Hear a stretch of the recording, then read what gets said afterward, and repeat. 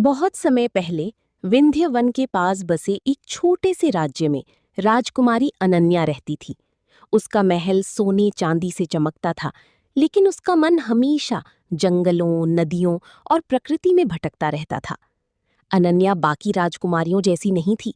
उसे युद्ध कला से ज्यादा पेड़ों की भाषा समझना अच्छा लगता था। वो घंटों जंगल में घूमती और पक्षियों से बातें करती।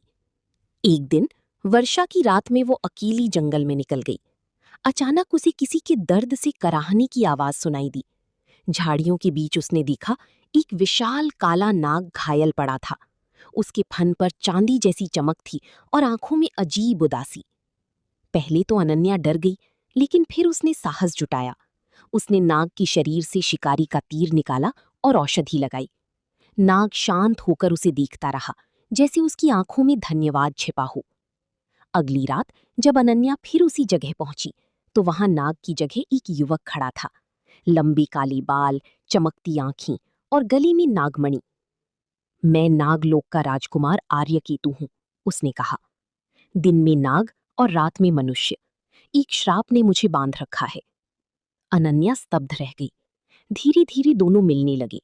जंगल उनका रहस्य बन गया। आर्यकेतु उसे नागलोक की कहानियां सुनाता, जहां चमकते रत्नों की महल थी और नदियां चांदनी जैसी बहती थीं। समय के साथ अनन्या को महसूस हुआ कि वो आर्यकेतु से प्रेम करने लगी है। उसे अब उसका नाग रूप डरावना नहीं लगता था। वो उसकी आंखों में छिपी सच्चाई को देखती थी। लेकिन प्रेम कभी आसान नहीं होता। जब राजा को ये पता चला, तो वो क्रोधित हो उठा। एक मनुष्य राजकुमारी और नाग का विवाह कभी नहीं हो सकता।